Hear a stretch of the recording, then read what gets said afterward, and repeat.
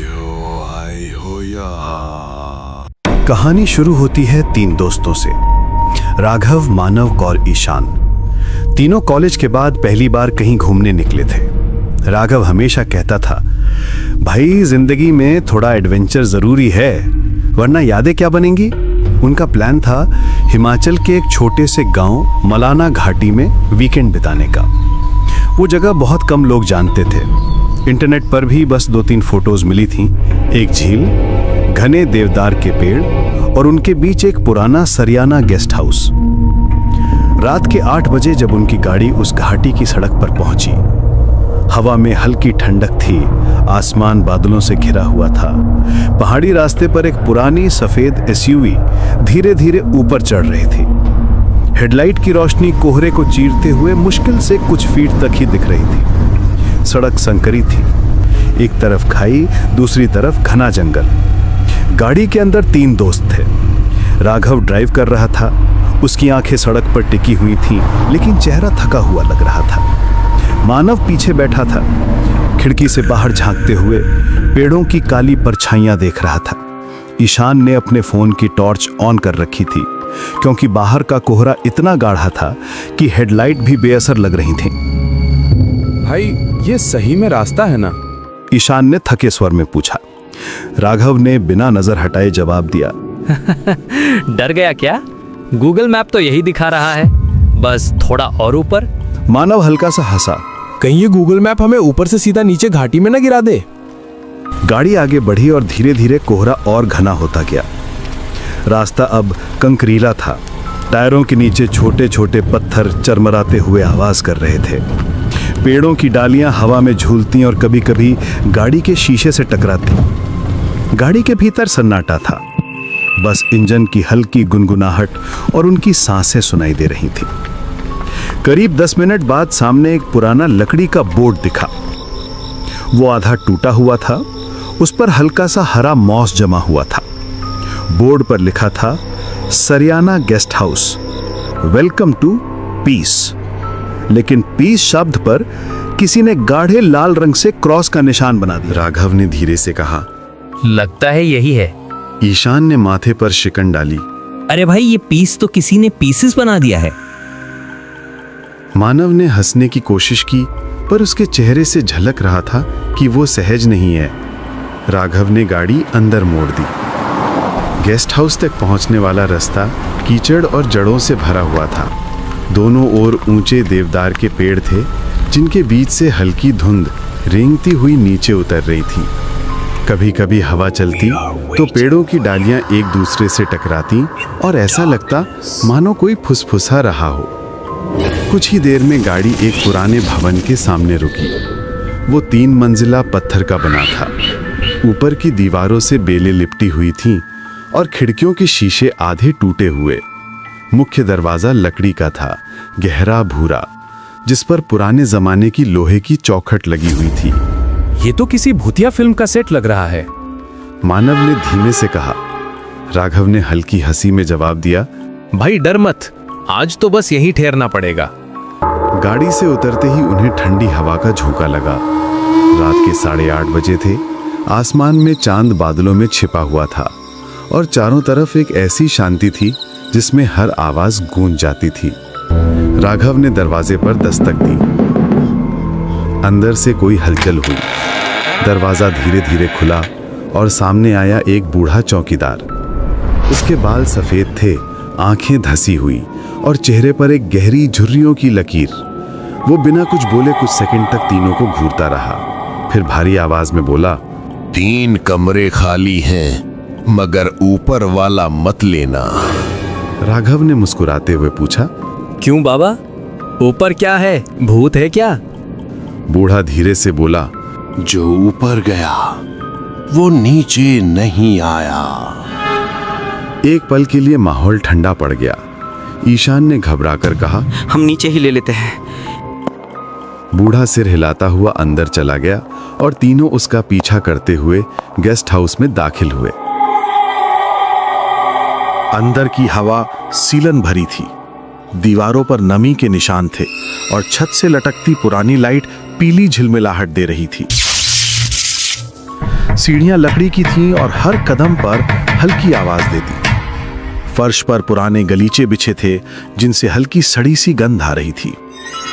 तीनों को नीचे वाले 2 कमरे मिले। राघव ने हंसते हुए कहा, यार अगर ऊपर कुछ है भी तो उसे डिस्टर्ब क्यों करें? मानव ने कहा, भूत नहीं, ह्यूमिडिटी ज्यादा है यहाँ। उन्होंने अपना सामान खोला, गैस स्टोव निकाला और थोड़ा खाने का सामान टेबल पर रख दिया। बाहर अब हल्की बर्फ गिरने लगी थी। खिड़की के बाहर सफेद परतें जमने लगी और हवा के साथ झोंके अंदर तक महसूस हो रहे थे, जो सीधे हड्डियों में उतर रही थी। रात करीब 10 बजे तीनों ने आग जलाई। गेस्ट हाउस का मुख्य हॉल बड़ा था। बीच में फायरप्लेस, दीवारों पर पुराने शिकार के चित्र और एक टूटी घड़ी। आग की लपटें लकड़ी को खा रही थीं और उसकी चमक उनके चेहरों पर पड़कर अजीब छायाएं बना रही थी। मानव ने बियर खोलते हुए कहा, भाई सोचो अगर सच में ऊपर कुछ हो। राघव मुस्कुराया, होगा भी तो फोटो ले लेंगे, वायरल हो जाएगा वीडियो। तीनों हंसे, लेकिन तभी ऊपर की मंजिल से कोई आवाज आई, जैसे कोई भारी चीज फर्श पर गिरी हो। ठक। तीनों चुप। मानव ने गर्दन उठाई। ये क्या था? ईशान ने डरते हुए कहा, कोई जानवर होगा। लेकिन कुछ पल के बाद वो आवाज फिर आई। इस बार जैसे कोई धीरे धीरे चल रहा हो। राघव ने टॉर्च उठाई। चल देखते हैं। ईशान ने कहा, पागल है क्या? तुझे याद नहीं उस बूढ़े ने क्या कहा था? लेकिन राघव ऊपर जाने लगा। सीढ़ियां पुरानी थीं, हर कदम पर चरमराहट होती, दीवारों पर धूल जमी थी। ऊपर पहुंचकर देखा, लंबा गलियारा, 4 दरवाजे और सबसे अंत में एक दरवाजा आधा खुला हुआ। राघव ने धीरे से धक्का दिया।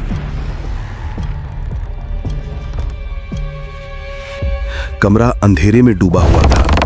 अंदर सिर्फ एक पुरानी लकड़ी की कुर्सी थी जो अपने आप हिल रही थी। झूला सी कुर्सी जो आगे पीछे झूल रही थी, मानो कोई उस पर बैठा हो और अभी अभी उठा हो। तीनों जड़ हो गए। राघव ने टॉर्च की रोशनी कुर्सी पर डाली, लेकिन वहां कुछ नहीं था। फर्श पर बस पुराने पैर के निशान थे, जैसे गीले पैरों से कोई चला हो। मानव ने डरते हुए कहा, राघव चलो तुरंत नीचे चलते हैं। अचानक दरवाजा अपने आप बंद हो गया। ईशान चीखा, राघव। टॉर्च बुझ गई। अंधेरा, बस सांसों की आवाजें। कुछ पल बाद दीवार के पीछे से फुसफुसाहट हुई। क्यों आए हो यहाँ? तीनों ने मुड़कर देखा। कुर्सी अब स्थिर थी, पर उसके पीछे एक परछाई थी, लंबी, टेढ़ी और चेहरे पर बस काला धब्बा जहां आंखें होनी चाहिए थीं। राघव ने जोर से दरवाजा धक्का दिया और नीचे भागे। उनके पैरों के नीचे फर्श चरमराया और नीचे पहुंचते ही उन्होंने देखा, बूढ़ा चौकीदार अब वहां नहीं था।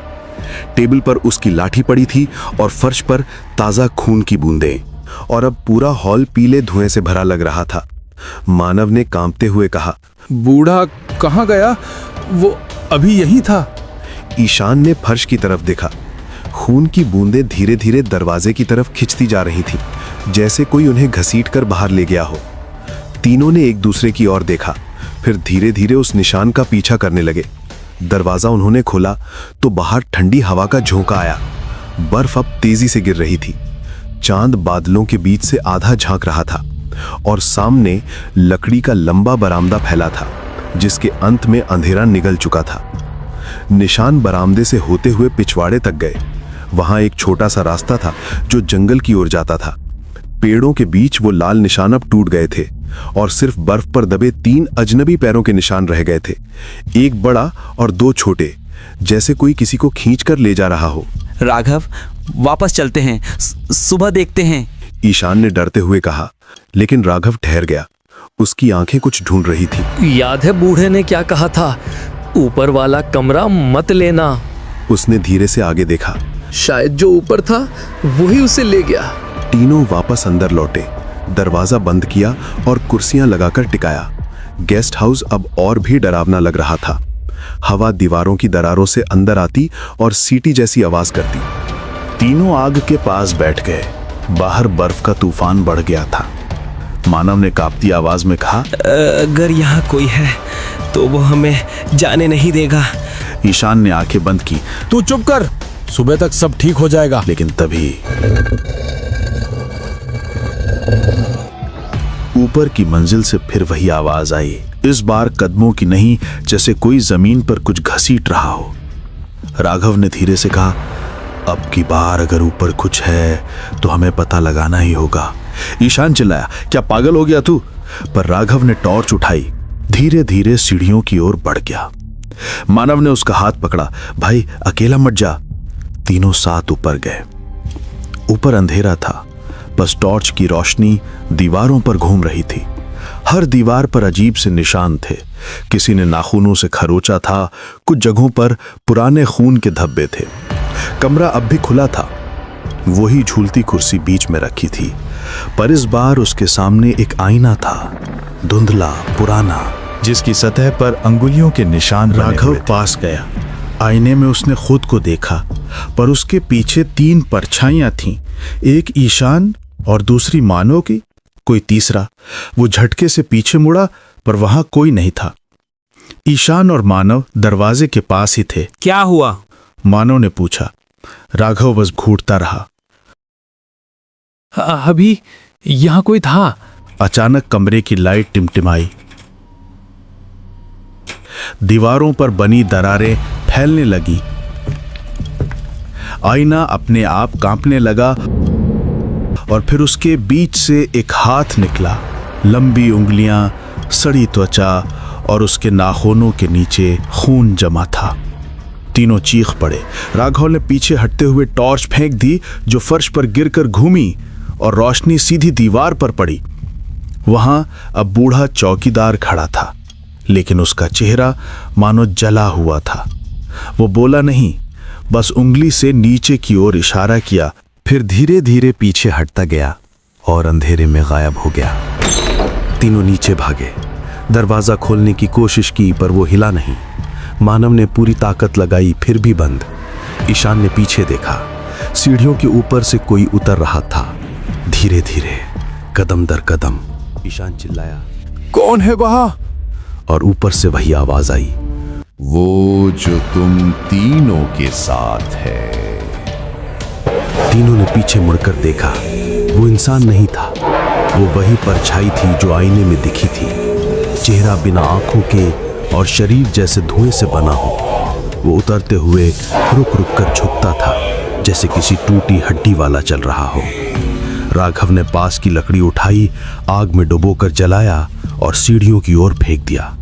लपटें उठी, पर वो परछाई लपटों से नहीं चली, बल्कि और नजदीक आ गई।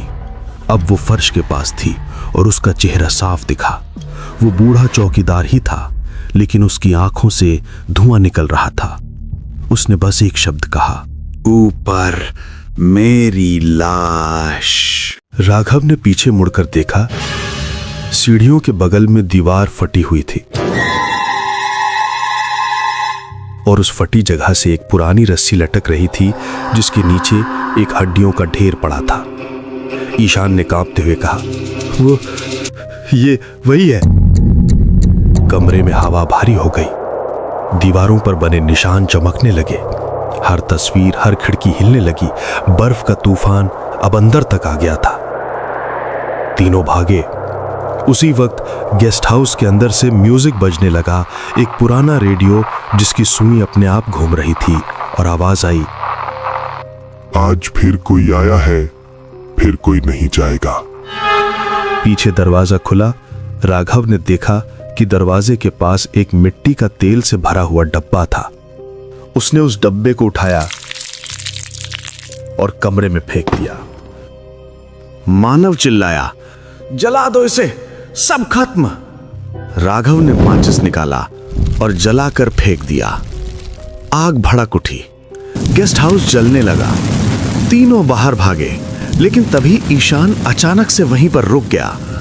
उसकी आंखें खोखली थीं, चेहरा अजीब सा था। वो बोला, तुम दोनों जाओ, मैं तो यहीं रहता हूं। और वो धीरे धीरे पलटा। उसके चेहरे पर वही परछाई थी जो उन्होंने ऊपर देखी थी। राघव और मानव ने भागते हुए पीछे पलटकर देखा। गेस्ट हाउस राख में बदल गया, लेकिन खिड़की से वो काला साया झांक रहा था। सूरज निकला और गांव के कुछ लोग वहां पहुंचे। उन्हें बस राख मिली और 2 घायल लड़के, राघव और मानव। पुलिस ने रिपोर्ट में लिखा, तीसरा लड़का गायब है, शायद आग में झुलस गया। लेकिन जब राघव होश में आया तो उसने कहा वो अब भी वहीं है, ऊपर वाले कमरे में, और वो हम तीनों में से एक था। 2 साल बाद कोई और ट्रैवलर उस घाटी में पहुंचा। उसे वहां एक नया बोर्ड दिखा, सरियाना हाउस, रूम्स अवेलेबल, और नीचे लाल रंग में लिखा था,